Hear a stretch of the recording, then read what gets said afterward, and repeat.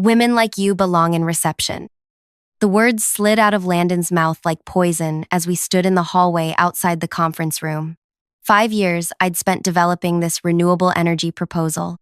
5 years of research, innovation, and relentless work, all to be relegated to serving tea and taking notes. I felt heat rising to my cheeks but kept my expression neutral. Around us, male colleagues adjusted their ties and rehearsed their opening lines. Not one of them had actually written the proposal that would be presented today. The Saudi delegation expects a certain professional atmosphere, Landon continued, glancing meaningfully at my hijab. We need to present our best face. I straightened my jacket. We'll see. His patronizing smile didn't waver. Please make sure there's enough water for everyone. And Aliyah, he lowered his voice. Try not to speak unless spoken to. The delegation entered. Landon stepped forward with an eager smile. The distinguished lead visitor scanned the room, his brow furrowing in confusion.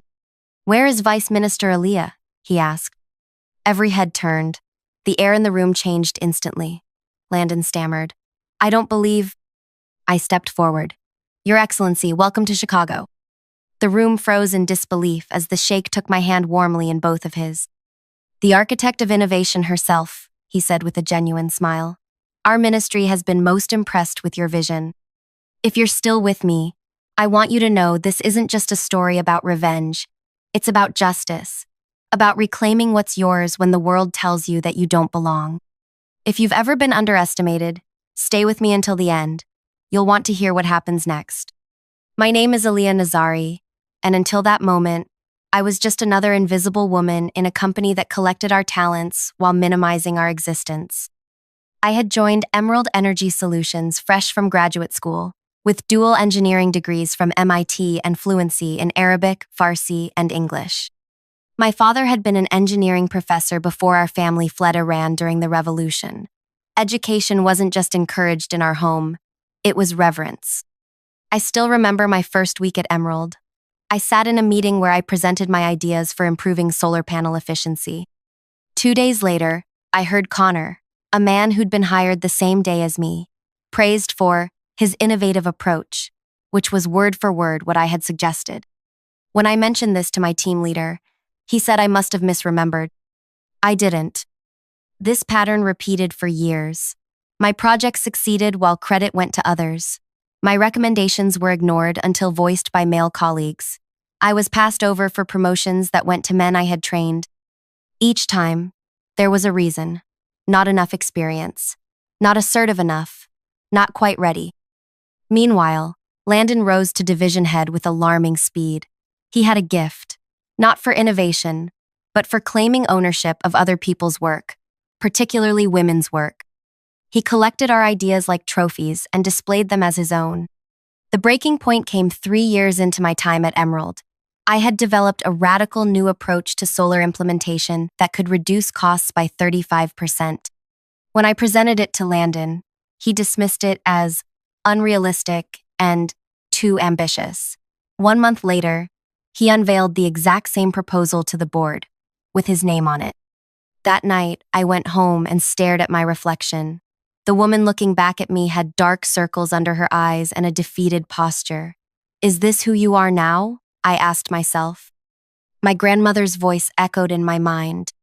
She had cleaned offices at night to fund my mother's education, who then became a doctor and supported mine. Your knowledge is the one thing no one can take from you, she always said. The next day, I made a decision that would change everything. I volunteered for a cultural exchange program our company had with several Middle Eastern countries. My language skills and technical knowledge opened doors to diplomatic circles that were typically closed to outsiders. Evenings and weekends, I translated technical documents and facilitated discussions between officials. No one at work knew. They never asked about my life, assuming I had none beyond serving their ambitions. You're different from the others at your company, Sheikh told me one evening after a particularly productive session where I'd helped navigate a complex technical impasse. You understand both the science and the cultural nuances, that's rare. Gradually, I built a reputation among international energy ministers and officials. My expertise was recognized and respected. 6 months before the fateful meeting with Landon, I received a call from the Foreign Ministry. We would like to appoint you as Vice Minister for International Energy Cooperation, the official said. You would serve as our representative in key negotiations while maintaining your position at Emerald.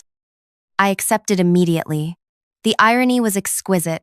At Emerald, I was still asked to order lunch and take notes in meetings where men explained my own research to me. In diplomatic circles, I was addressed as Vice Minister and consulted on billion-dollar decisions. I kept my dual roles separate, not out of deception but necessity. I had learned that Emerald would never recognize my value unless forced to do so. The opportunity would come. I just needed to be patient. Which brings us back to that moment in the conference room, when Sheikh Tariq asked for me by name, and everything changed. The Sheikh smiled at me. Your innovative approach to solar implementation impressed our ministry greatly. Landon attempted recovery, his face a study in controlled panic. She assists with our projects, but I lead this initiative. Strange, said Sheikh Tariq, tilting his head slightly. Our government has been working directly with the Vice Minister for months. In fact, the proposal we're discussing today bears her signature. The room fell silent as every eye turned to me. The men who had ignored and dismissed me for years now stared in confusion and disbelief. I felt a lifetime of underestimation, culminating in this perfect moment of reckoning. But this was just the beginning. Once the meeting concluded, with the Sheikh making it clear he would only deal with me, Landon pulled me into a side room, his face contorted with rage. You've been operating behind the company's back? Working with foreign governments without authorization? You're terminated, effective immediately. I remained calm, smoothing an invisible wrinkle from my sleeve. That would be unwise. Excuse me? This would be your largest contract ever. $300 million in the first phase alone. The delegation will only work with me. His face reddened. What do you want? A promotion? Money? Tell me what this little stunt is about. I want change. Real structural change. Women-led teams. Equal pay transparency. And something else. What? He snapped. The company will establish a foundation for girls in engineering, with full scholarships, named after my grandmother who cleaned offices at night to fund my mother's education. He scoffed. Ridiculous. The board would never. Then I'll take Sheikh Tariq and his delegation to your competitors. By tomorrow. I watched him calculate the losses. Hundreds of millions in immediate contracts, billions in potential future deals. His jaw worked silently. You're bluffing, he said finally, but his voice lacked conviction. I took out my phone. Shall I call the Sheikh now and let him know Emerald isn't interested? I believe Horizon Energy would be very receptive. Have you ever seen someone realize they've lost all power in a situation they thought they controlled? It's a fascinating transformation to witness. First comes disbelief, then anger, followed by the desperate scramble to salvage something, anything, from the wreckage. Landon went through all these stages in the span of 30 seconds. His face, so accustomed to wearing superiority like a comfortable mask, crumpled into uncertainty. The board will need to approve any changes, he said weakly. I'm sure you'll find a way to convince them. You've always been so persuasive with my ideas before. He flinched at that. Direct hit. You could have just told me about your position, he said, attempting to reframe the narrative. We could have worked together. Like we worked together on my solar implementation proposal? The one you called unrealistic until you presented it as your own? His eyes widened slightly. He hadn't expected me to bring that up so directly. That was a misunderstanding, he said, his voice hollow. No, it was theft. But now, we have an opportunity to create something better. I handed him a document I'd prepared in advance, outlining the changes I wanted implemented. He took it wordlessly, his fingers trembling slightly. You have until tomorrow morning to get board approval, I said, turning to leave. The Sheikh expects an answer by noon. And if I refuse? A last, desperate attempt to assert control. I paused at the door and looked back at him. Then I'll build something better elsewhere, and you'll spend the rest of your career watching me succeed. As I walked out, I felt lighter than I had in years. This wasn't just about revenge.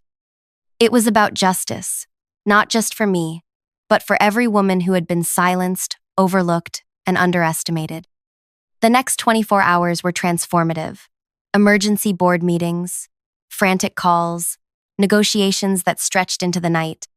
I watched from the periphery as Landon fought for his survival, suddenly championing the very causes he had dismissed for years. 1 week later, a press release announced our historic partnership with Saudi investors, the new scholarship foundation for women in engineering, and my elevation to the executive team as Chief Innovation Officer. Landon remained in his position. I hadn't wanted him removed. That would have been too easy, too clean. No, my revenge wasn't destroying him. It was creating space for every woman coming after me, while he watched his world transform before his eyes. In our first executive meeting, he tried his old tactics, interrupting a female product manager named Imani. "I think what she's trying to say is," he began. "I'd like to hear Imani finish," I said, my voice pleasant but firm. The room fell silent, and Imani continued, her brilliant analysis receiving the attention it deserved. When Landon attempted to take credit for another team's work, I redirected. That originated with Zoya's team. "Zoya, would you like to elaborate on your findings?" Each time I saw recognition dawn in the eyes of the women around the table. They sat straighter, spoke more confidently, stopped apologizing before offering opinions. And the most beautiful part? The change was contagious. Women who had been silenced for years found their voices. Men who had been quietly uncomfortable with the old system but unwilling to challenge it now had permission to be allies. The culture shifted, not overnight, but steadily, persistently. Sheikh became a powerful advocate for our partnership. During his next visit, he brought his daughter, a brilliant young woman studying renewable engineering. After our meeting, she pulled me aside. "My father told me what you did," she said, her eyes bright with admiration. "How you changed an entire company from within." "Sometimes all it takes is refusing to be invisible," I replied. "In my country, many women still struggle to be seen. Your story gives me hope." That night, I stood on my apartment balcony overlooking the Chicago skyline. The lights of the city sparkled against the darkness, thousands of tiny illuminations pushing back against the night. I thought about how change happens, not always in dramatic revolutions, but often in quiet refusals to accept the unacceptable. But not everyone welcomed this new world we were building. 3 months after my promotion, I discovered that someone had been altering my technical reports before they reached our international partners. Small changes, numbers adjusted, projections modified, subtle enough to be dismissed as miscommunications, but significant enough to undermine my credibility over time. At first, I suspected Landon. It would be just like him to sabotage me quietly. But when I traced the digital trail, it led not to him, but to Preston, Landon's most loyal director. "You should have stayed in your lane," Preston hissed when I confronted him privately. "You think you're so special because you speak a few languages? This company was running fine before you decided to play social justice warrior. This company was hemorrhaging female talent and missing opportunities," I corrected him. "And now you're falsifying reports. That's grounds for termination." "It's your word against mine," he smirked. "And I've been here a lot longer than you. Who do you think the board will believe?" "Neither of us," I replied calmly. "They'll believe the evidence." His smirk faltered. "What evidence?" I didn't answer. Instead, I walked away, leaving him to wonder exactly what I knew and how I knew it. Let him sweat. The truth was, I'd been documenting everything since my earliest days at Emerald.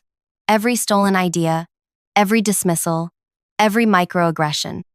It had started as self-protection, a way to maintain my sanity when I was constantly told that my perceptions were wrong. Now, that documentation was power. That evening, I received a text message from an unknown number. "Back off or regret it." I should have been frightened. Instead, I felt a cold clarity. They still didn't understand who they were dealing with. I had survived exile and reconstruction of my entire life as a child. I had withstood years of professional erosion without breaking. Did they really think a text message would make me cower? The next morning, I walked into the office and headed straight to the HR director's office. Vivian looked up, surprised to see me. "Aaliyah, what can I do for you?" I placed a flash drive on her desk. I need to show you something. For the next hour, I walked her through the evidence I'd compiled against Preston. The original reports, the altered versions, the digital forensics proving he had made the changes. This is disturbing, Vivian said, her expression grave. But why would he do this? Because some people would rather sabotage success than adapt to change. By that afternoon, Preston was escorted from the building. The system that had protected men like him for so long was beginning to crumble. That night, another text message. "You'll pay for this." I took a screenshot and forwarded it to Vivian and our legal team, then blocked the number. I refused to be intimidated, but I wasn't naive. Cornered people can be dangerous. The next week brought our quarterly board meeting. As I prepared my presentation on our international initiatives, I felt a familiar tension in the air. Something was coming.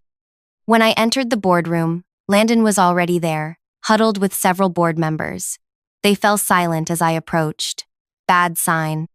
"Alia," Chairman Griffith said, his tone overly formal. "Before you begin your presentation, there's a matter we need to discuss." I set down my materials. "Yes?" "It's come to our attention that there may be a conflict of interest in your dual roles as our executive and as a foreign ministry representative." So that was their angle. Not falsified reports, but my integrity. I disclosed my appointment as vice minister during my promotion negotiations. I said calmly. "It's documented in my employment contract addendum, which legal approved." Landon leaned forward. "The concern isn't disclosure, but divided loyalties. How can we be sure you're representing Emerald's interests first?" The question hung in the air like a challenge. I looked around the room, noting who seemed uncomfortable with this line of questioning and who seemed eager to see me stumble. "My dual position is precisely why the Sheikh chose to work with Emerald," I replied. "It's why we secured the largest contract in company history. It's why our international business has grown 42% in 3 months." "Numbers can be misleading," Landon countered. "We need to be certain you're not compromising company interests." I took a slow, deliberate breath. This attack had Landon's fingerprints all over it. He couldn't challenge my results, so he was questioning my loyalty, playing on xenophobic undertones without being explicitly discriminatory. "I find the timing of these concerns interesting," I said. "They arise immediately after I exposed Preston for falsifying reports. Reports that, if they had gone undetected, would have damaged our relationship with Saudi investors and cost this company millions." Chairman Griffith shifted uncomfortably. "We're not suggesting any connection." "Aren't you?" I interrupted. "Because it seems like every time a woman in this company succeeds or exposes misconduct, her character comes under attack." The room fell silent. I hadn't raised my voice, but my words landed with precision. "I have always acted with integrity," I continued. "My work speaks for itself, but if the board feels my dual roles are problematic, I'm prepared to make a choice today." Landon couldn't hide his smile. He thought he had me cornered. "And what choice would that be?" Chairman Griffith asked. "I can resign from Emerald and take my relationships with international partners with me. The Sheikh has already made it clear he works with me, not with the company." The smile vanished from Landon's face. "Or," I continued, "we can recognize that my unique position is an asset to Emerald, not a liability. That diversity of perspective and international connections are strengths in a global market." I paused, looking each board member in the eye. "The choice is yours, but I suggest you consider what serves this company best, progress or regression." The tension in the room was palpable. Chairman Griffith cleared his throat. "Perhaps we've been hasty in raising these concerns. Your results have been excellent, Aaliyah. Let's table this discussion and move on to your presentation." I nodded and began setting up my materials, acutely aware of Landon's glare from across the table. He had miscalculated, thinking the board would automatically side with him over me. He didn't understand that power dynamics had shifted. Results spoke louder than old loyalties now. As I presented our international growth numbers, I watched realization dawn on the board members' faces. The strategy was working. We were expanding into markets that had previously been closed to us. Innovation was accelerating. Profits were rising. After the meeting, Chairman Griffith pulled me aside. "That was an impressive presentation." "Thank you." He hesitated, then added, I want you to know that not everyone on the board supported Landon's concerns. Some of us recognize the value you bring. I smiled politely. Actions speak louder than words, Chairman. I'll be watching to see who truly supports progress at Emerald. Walking back to my office, I passed Landon in the hallway. He didn't meet my eyes. Good. Let him stew in his failure. But I knew this wasn't over. He was too invested in the old power structure to surrender without a fight, and I had to be prepared for whatever came next. That preparation came in the form of Delia, a former colleague who had left Emerald 2 years earlier after being passed over for promotion in favor of a less qualified man. She now worked at the Chicago Tribune as an investigative reporter focusing on corporate culture. We met for coffee at a small shop far from the office. So, she said after we'd exchanged pleasantries, you wanted to talk about Emerald? I wanted to talk about accountability, I corrected, about what happens when companies promise change but don't follow through. Her eyes lit up with interest. Are you saying Emerald's recent diversity initiatives are just for show? I'm saying progress is fragile. Some people are actively trying to undermine it, and I need insurance. What kind of insurance? I slid a folder across the table. Everything in here is documented and verified. I'm not asking you to publish it now. But if things go sideways, I want someone outside the company to have this information. Delia opened the folder and skimmed its contents, her eyes widening. This is explosive, systemic discrimination, falsified reports, retaliatory actions.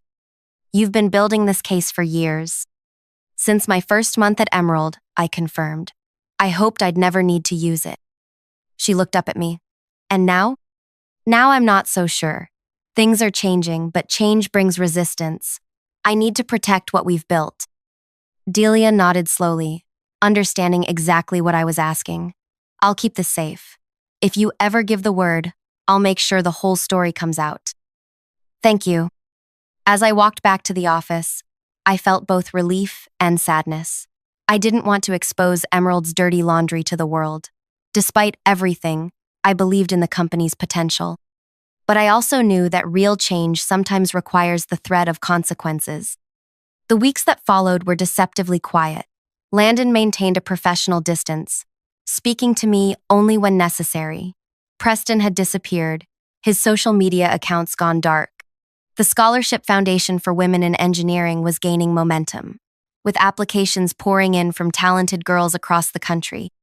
On the surface, everything was going according to plan, but I couldn't shake the feeling that something was brewing beneath the calm. That feeling was confirmed when Imani, the product manager I had supported in the executive meeting, asked to speak with me privately. There's something you should know, she said, closing my office door behind her.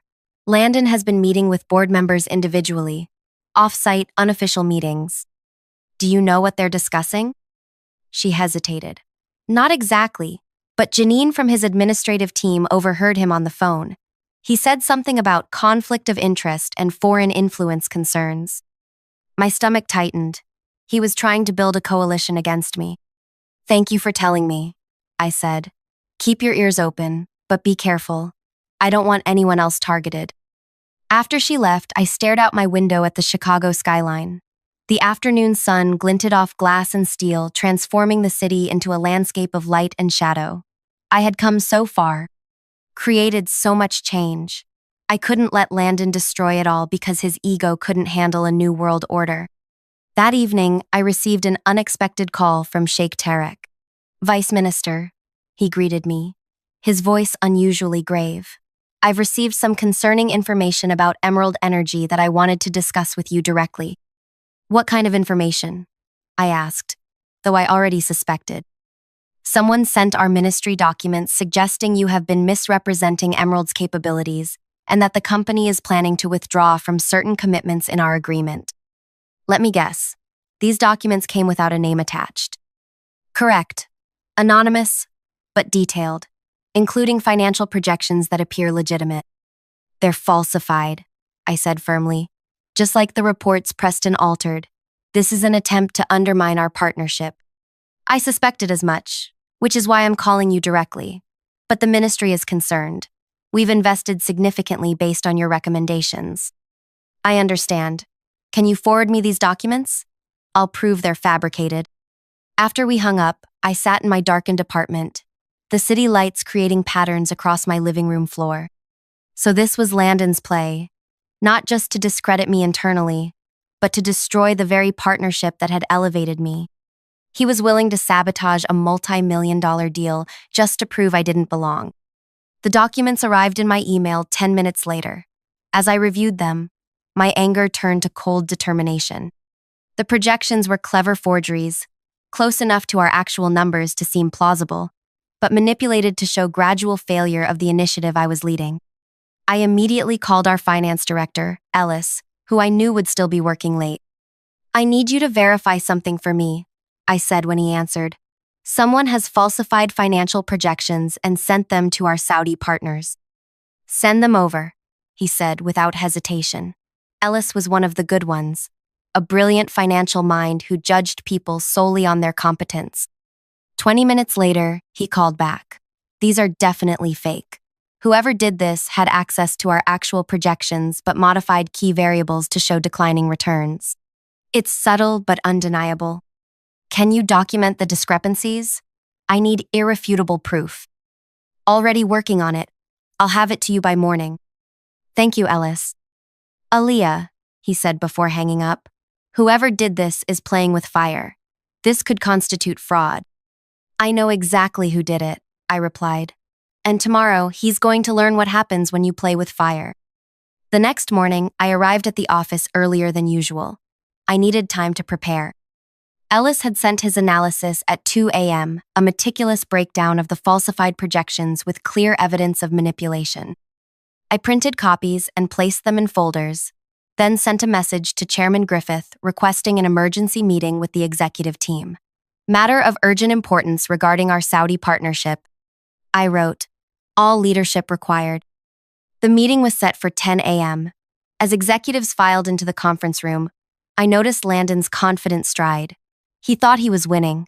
He had no idea what was coming. Thank you all for coming on short notice.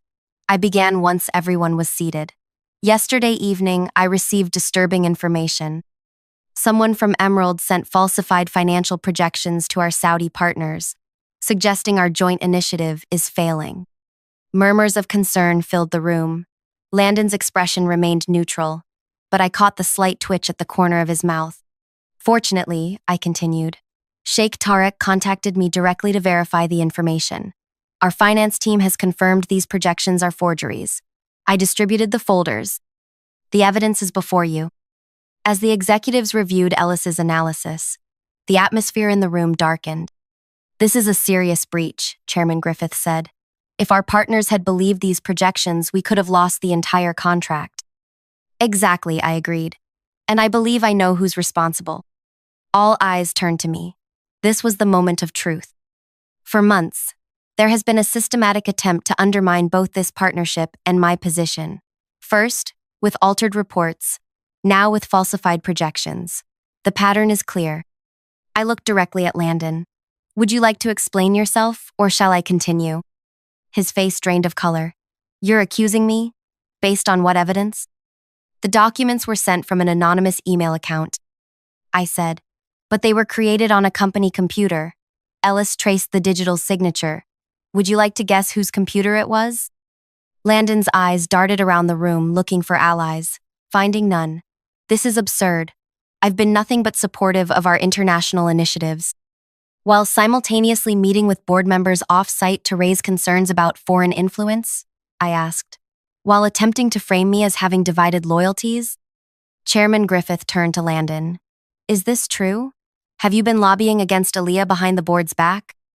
Landon straightened his tie, buying time. I've expressed legitimate concerns about potential conflicts of interest. That's my job as division head. And the falsified projections? I pressed. Were those also part of your job? I had nothing to do with any falsified documents, he insisted, but his voice lacked conviction. I slid a final piece of paper across the table to Chairman Griffith. This is an IT report showing that the documents were created on Landon's company laptop at 7:43 p.m. last Tuesday. He then transferred them to a flash drive, presumably to send from an untraceable account. The room fell silent. Landon's face contorted with rage and desperation. "You set me up," he hissed. "You planted those files." "That would be quite a feat," I replied calmly, considering I was in a video conference with the ministry at that exact time. 20 people can verify my whereabouts. Chairman Griffith stood. "Landon, please wait in my office. The rest of you are dismissed except for Aaliyah." As the room cleared, I remained seated, my heart pounding despite my outward calm. Once we were alone, Chairman Griffith sat heavily in the chair next to mine. "You've been anticipating this," he said. "It wasn't a question." "I've been documenting patterns of behavior since I started at this company," I corrected. "Self-preservation becomes instinct when you're constantly undermined." He nodded slowly. "What do you want to happen now?" An interesting question. Not what would happen to Landon, but what I wanted. The chairman was giving me power over Landon's fate. If you've ever wondered what true revenge feels like, it's not the hot rush of anger. It's not watching someone suffer. It's this moment when the person who tried to diminish you is suddenly at your mercy, when you get to decide what justice looks like. I considered the question carefully. The simplest answer would be to demand Landon's termination. He had committed corporate espionage, attempted to sabotage a major partnership, and systematically undermined me and other women. By any standard, these were fireable offenses. But firing him would be too easy, too clean. It would remove the problem without addressing the system that created him. "I want structural change," I said finally. "Landon should face consequences, yes, but firing him just creates a vacancy that could be filled by someone with the same attitudes." Chairman Griffith leaned forward, intrigued. "What exactly are you proposing?" "First, Landon steps down as division head, effective immediately." He nodded. "Given the evidence, that's inevitable." "Second, we restructure leadership across all divisions. Every team must have diverse representation, not just in numbers, but in actual decision-making authority. That's more challenging, but doable." "Third, we implement transparent pay structures and promotion criteria. No more subjective evaluations that favor those who look and think like the existing leadership." He winced slightly at this one. "The board will push back." "Let them." "Fourth, we expand the scholarship foundation to include mentorship programs and guaranteed internships. We don't just bring diverse talent in, we make sure they can succeed." "And Landon specifically?" he asked. Here was the real question. What did I want for the man who had tried so hard to diminish me? "Landon stays with the company," I said, surprising even myself. "But he reports to me, and he becomes the executive sponsor of our diversity initiatives." Chairman Griffith's eyebrows shot up. "You want him to champion the very changes he's been resisting?" "Exactly.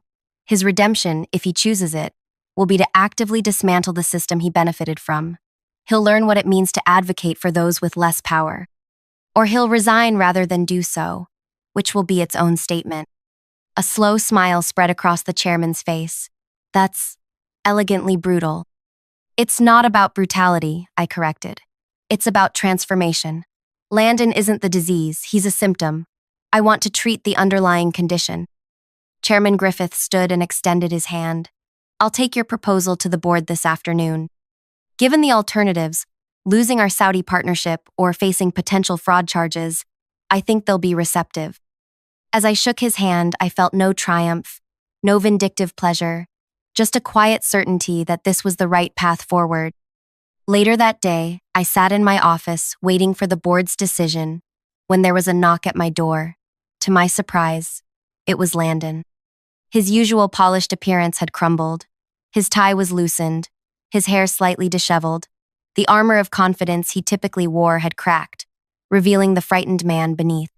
"May I come in?" he asked, his voice lacking its usual authoritative edge. I gestured to the chair across from my desk. He sat, avoiding my eyes.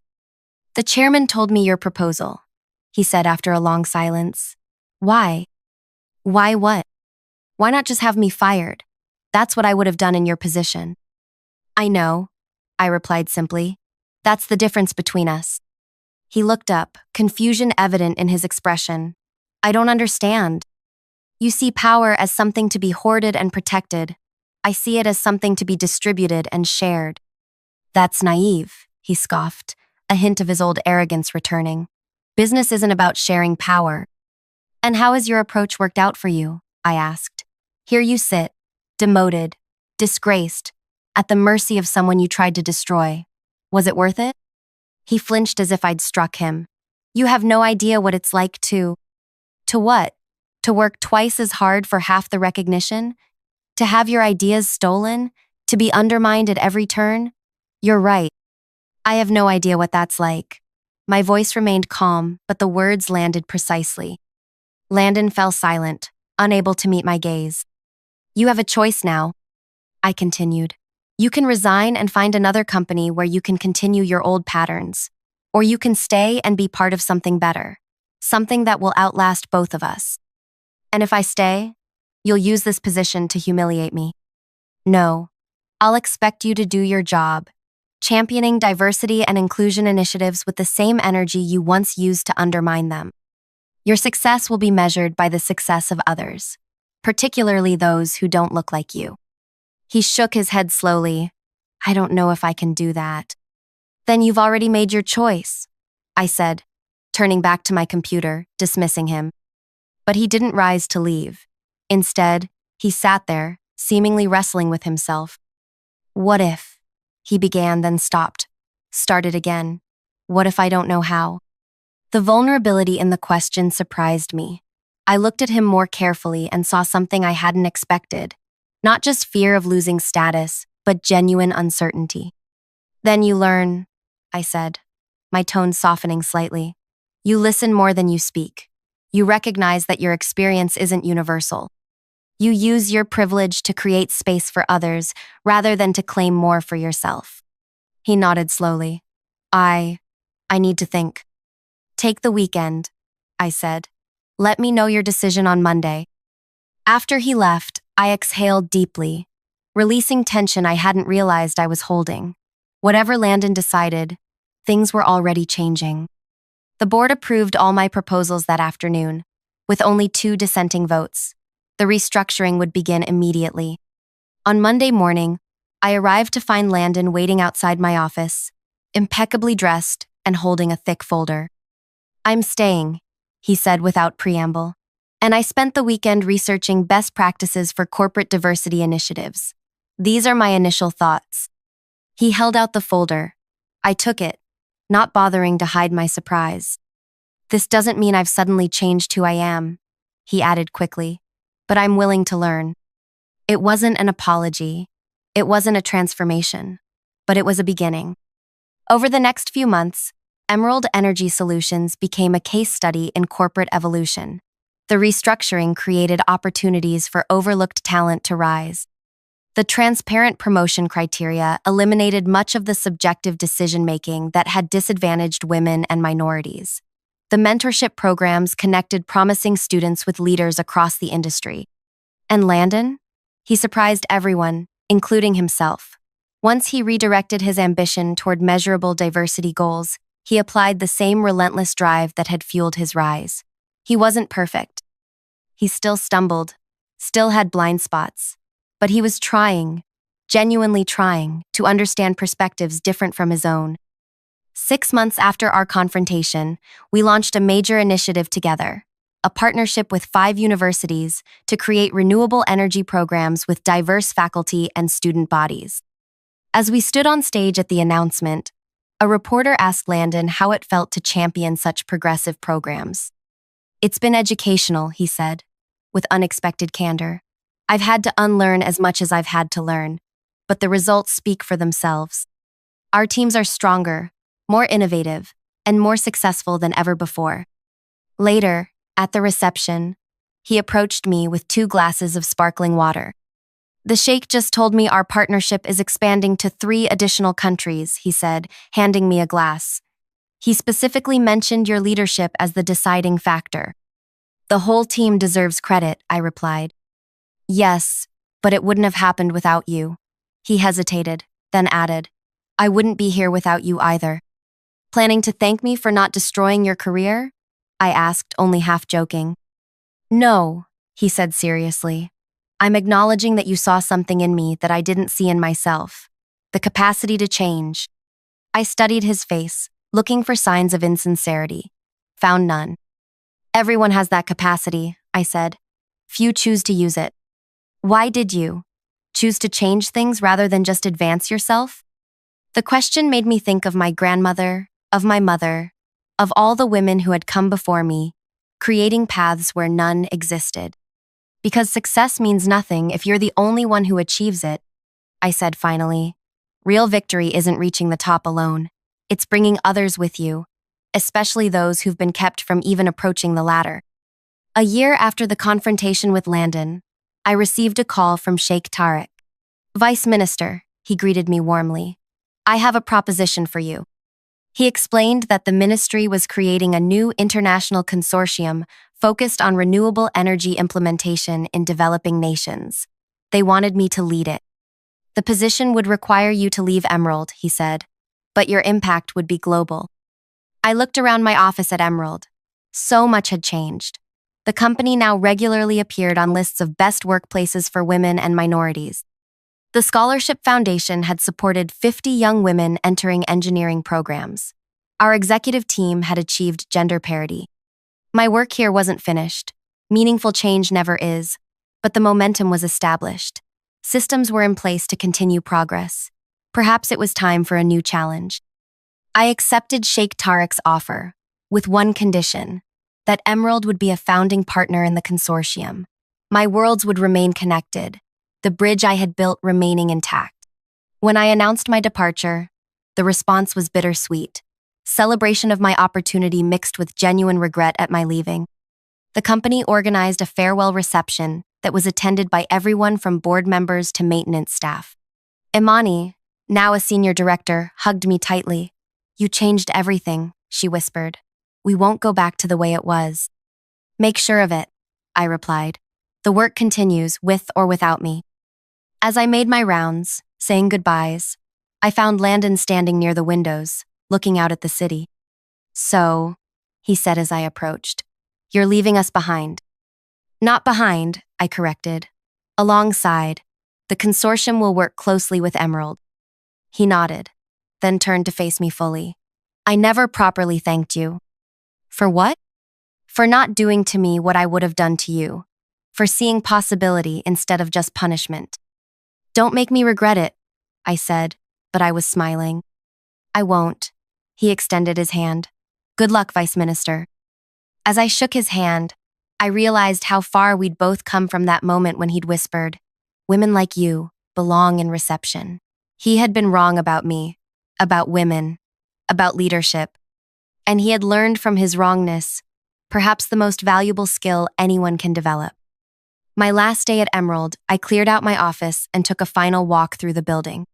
In the lobby, I paused to look at the newly installed wall, recognizing the scholarship recipients, dozens of young women who would shape the future of renewable energy. My grandmother's name was inscribed above them all, honoring her sacrifice and vision. As I stepped outside into the bright Chicago day, I felt no regret, no unfinished business. My revenge hadn't been destroying Landon or even humiliating him. It had been creating a world where future generations of women wouldn't need revenge at all, where their talents would be recognized, their voices heard, their leadership valued. The true victory wasn't in tearing down, but in building up, not in closing doors, but in opening them wider than they'd ever been before. If you've ever been underestimated, overlooked, or told you don't belong, remember this. Your response doesn't have to be destruction. It can be creation. You can build something so undeniably valuable that those who dismissed you must either adapt or be left behind. That's not just revenge, it's revolution. And it starts with refusing to be invisible. If this story resonated with you, take a moment to like and subscribe. There are so many more stories of transformation waiting to be told, of people who turned obstacles into opportunities, who refused to accept the limitations others placed on them. Your support ensures these stories reach those who need to hear them most. And remember, the most powerful response to being underestimated isn't anger, it's excellence.